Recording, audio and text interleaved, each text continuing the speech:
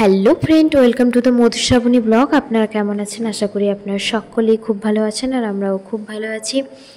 তো সেদিন ছিল 12ই নভেম্বর, ছিল প্রথম অষ্টমী।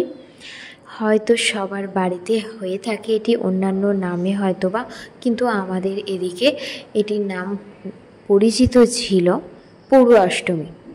তো আর যারা যারা এই পড়ুয়া অষ্টমীর ব্যাপারে জানেন না, তারা অবশ্যই আমার ভিডিও দেখে বুঝতে পারবে কিভাবে এই পুজোটা হয়ে থাকে।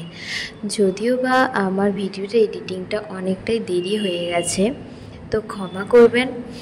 আর যদি ভিডিওটা ভালো লেগে থাকে তাহলে অবশ্যই comment, like, share and subscribe করতে ভুলবেন না, এবং আমাদের পাশে থাকবেন এবং সাপোর্ট করবেন। তো সেদিন ছিল পড়ুয়া অষ্টমী।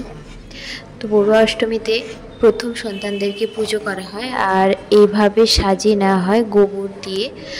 তো আমার দিদা পূজা করে নিয়েছিল।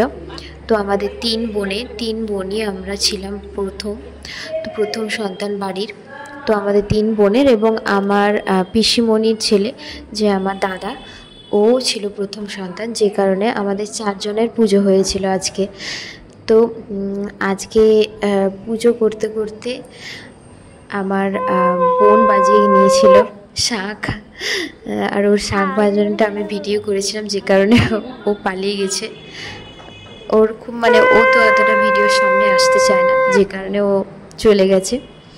তো তো এটি ছিল আমাদের বাড়ির মনসা গাছ। তো এটিকে আমরা মনসা ঠাকুর হিসাবে পূজা করি। তো এই মনসা ঠাকুরের সামনেই এই পুজোটা করা হয়েছিল। তো দিদা এখানেই সাজিয়ে গুছিয়ে পুজোটা শুরু করেছিল। তারপর আবার হরিমঞ্চেও পুজো হবে। তো এটার পরেই আবার হরিমঞ্চতে পুজো হয়। আর কাদের কাদের বাড়িতে এরকম মনসা গাছ রয়েছে এবং এই মনসা গাছকে মনসা দেবী রূপে পুজো করা হয়, অবশ্যই কমেন্ট সেকশনে জানাবেন।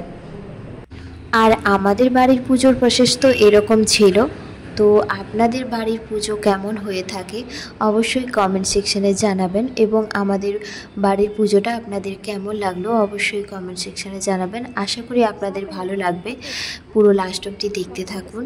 এবং আর যারা আমার চ্যানেলে নতুন আছেন তারা আমার চ্যানেলটিকে অবশ্যই সাবস্ক্রাইব করবেন এবং পাশে থাকা বেল আইকনটি অবশ্যই প্রেস করবেন, তাহলে আমার ভিডিও নোটিফিকেশনগুলি আপনাদের সবার প্রথমে আপনাদের কাছে পৌঁছে যাবে। আর ভিডিওটি ভালো লাগলে অবশ্যই লাইক করবেন এবং সাবস্ক্রাইব করবেন। আর আশা করছি আরও ভালো ভালো নতুন নতুন ভিডিও আপনাদের সামনে আমরা নিয়ে আসব। তার জন্য অবশ্যই আপনারা সাপোর্ট করুন, যাতে আমরা উৎসাহিত হই। টাটা।